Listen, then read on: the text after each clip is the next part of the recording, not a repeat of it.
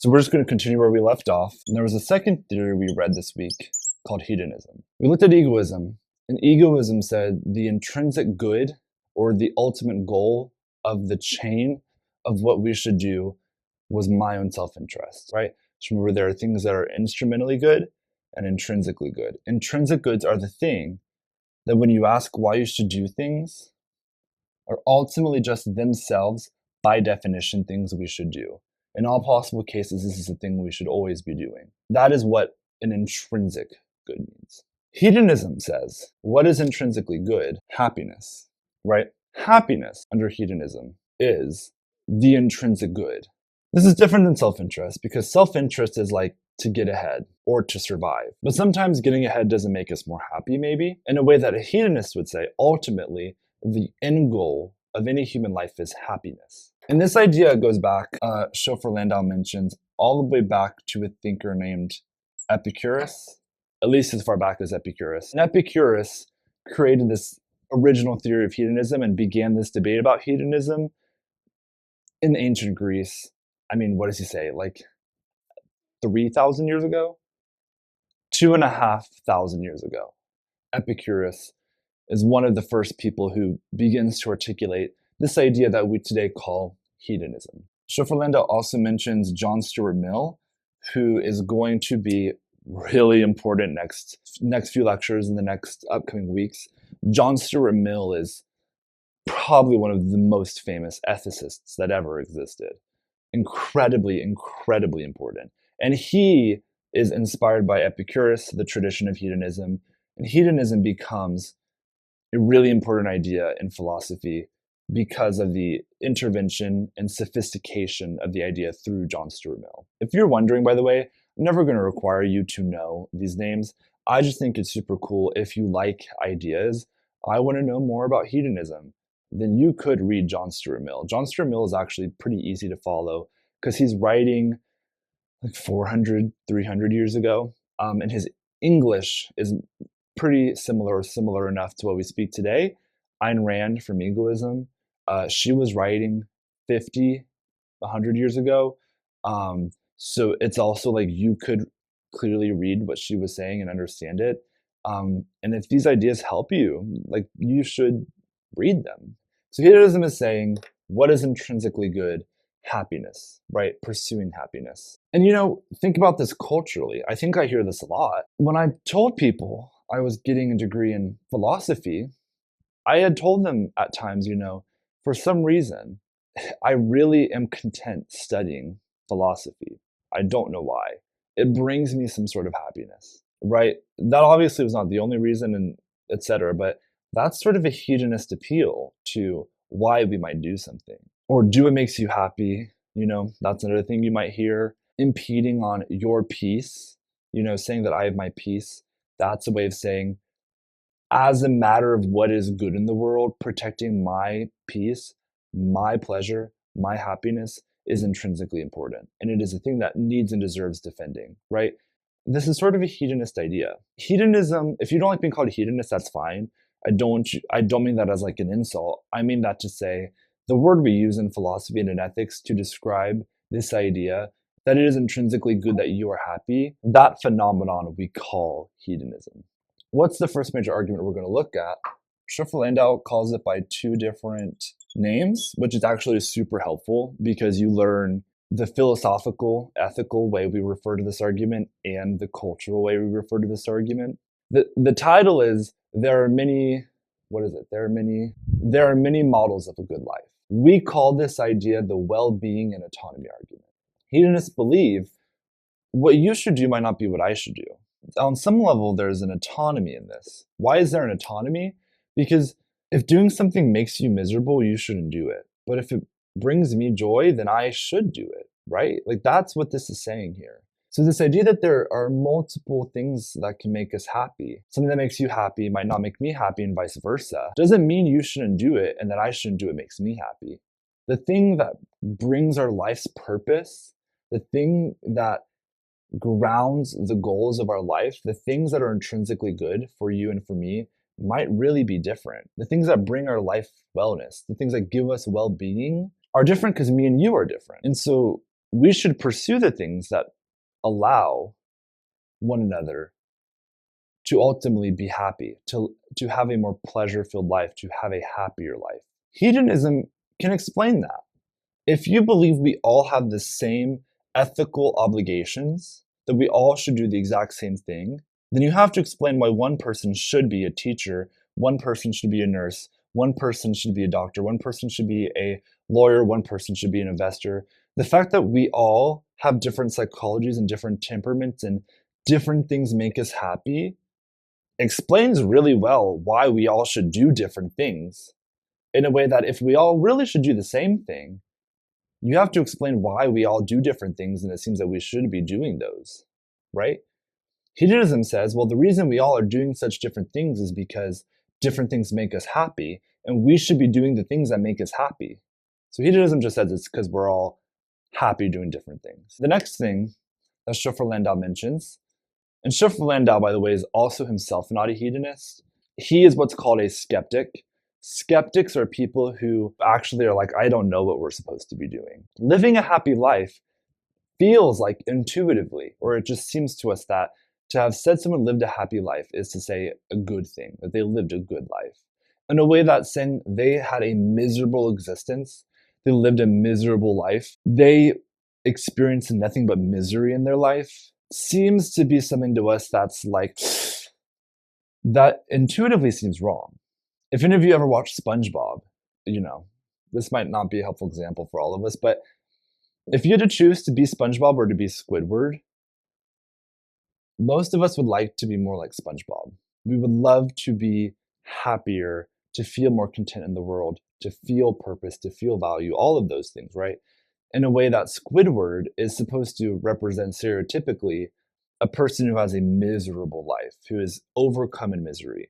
And when presented with those two options, to be happy or to be miserable, we, for some reason, prefer happiness. Why? Hedonists say that's because intrinsically happiness is a good thing. The next thing Schoffer Landau says is similar to egoism, right?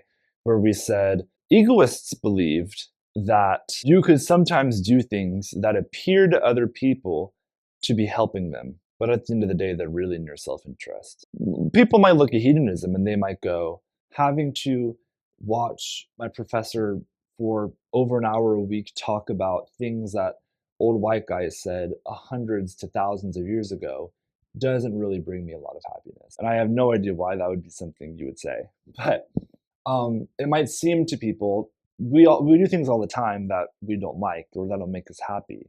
Hedonists say that's because things like education bring us higher order pleasures. That's to say that to have learned something new, to build a hobby, to have a new skill, or even to have a better grade in this class will make you happy, right? It will make you happy. Those things are instrumental goods that make us happier. So it's possible to do things that at times seem to not make us happy because ultimately they do bring us happiness. Then he returns to making arguments in favor of hedonism again. And this, I think, is actually one of the best arguments Schoffer Landau makes for hedonism, because it's one of the best arguments you can make for hedonism.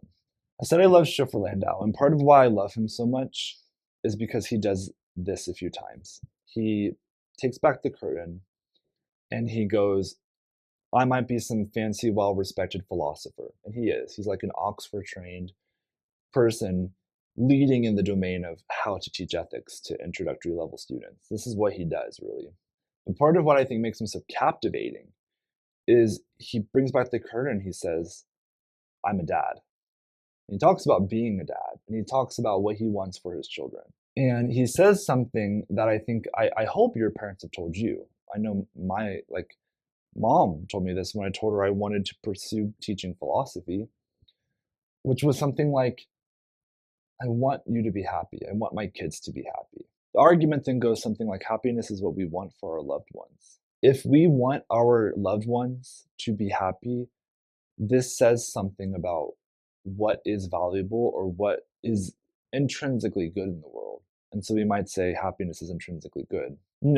This seems right to me. I want those people I love, but really everyone, to be happy. I would want that you all, as my students, continue to grow and challenge yourself. Yes, but I would hope that you do go on to live happy, healthy lives. And I recognize that that looks different for all of you. And if I have kids one day, I would want nothing but their happiness. You know, you would want your children to be happy. You have to reckon with that. When he asks himself, "What do I wish that my daughter did?" he says, I wish she would do what made her happy." Ethics is a question of what should I do? If the people who love us the most want us to do what makes us happy, he didn't say,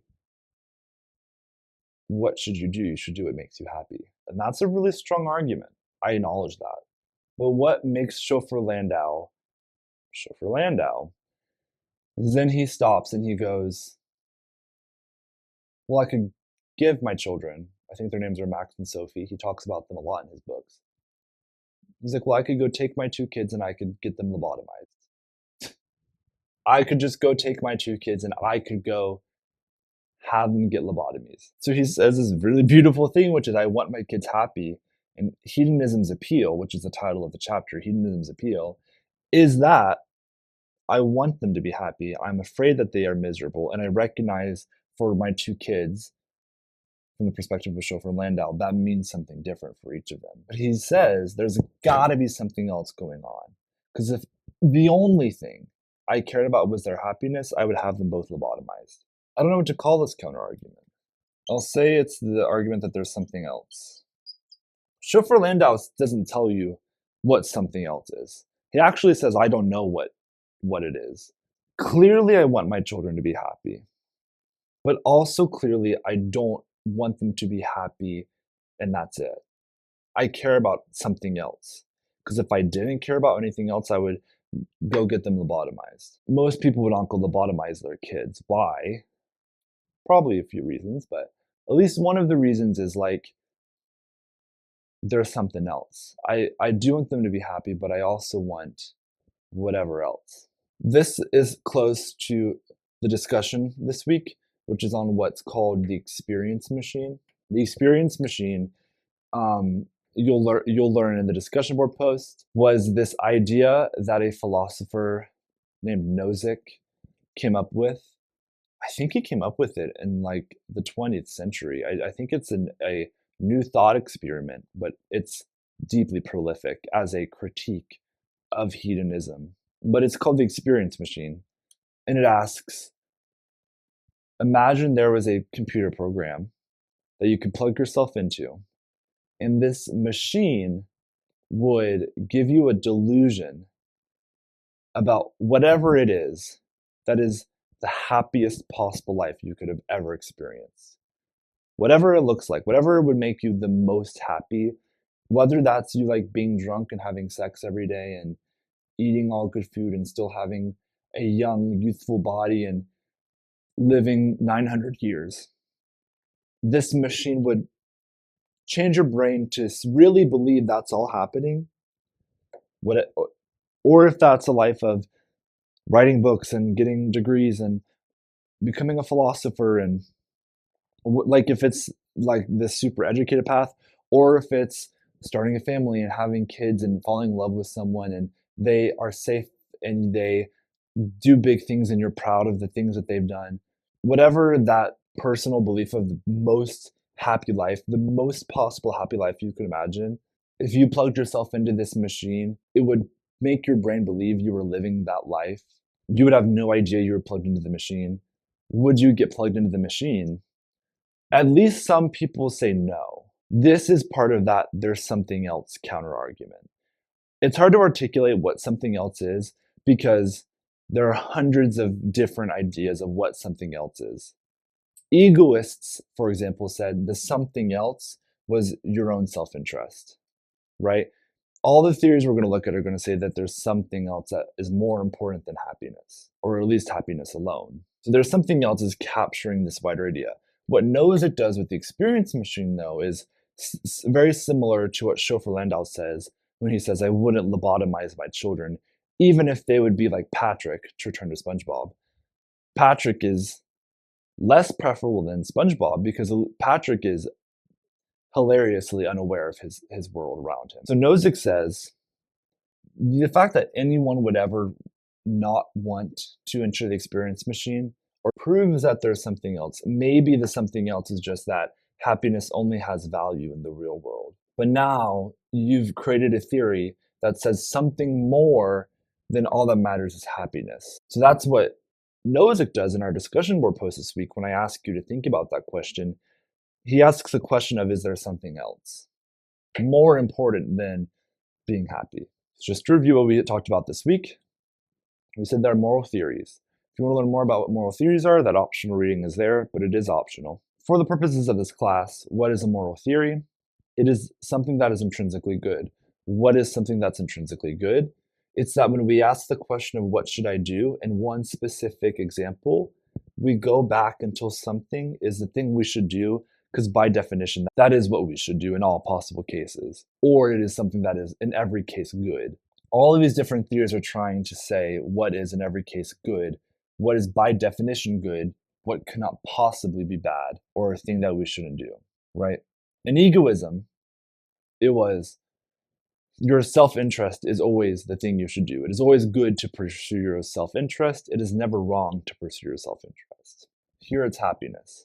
Hedonists think by definition happiness is good. Happiness can't be anything but good. Therefore, you should always pursue your happiness. What should I do? What makes me happier? Or what should I do? Whatever will ultimately, in the long run, produce the most happiness for me. That's what hedonism says. So this week we looked at two theories, and now we're going to wrestle with them, right? There are certainly plenty of people who hold this idea of hedonism. This is much more popular than egoism. We'll continue next week. But I think this is super interesting, and I'm interested to see how you guys all feel about these ideas. All right.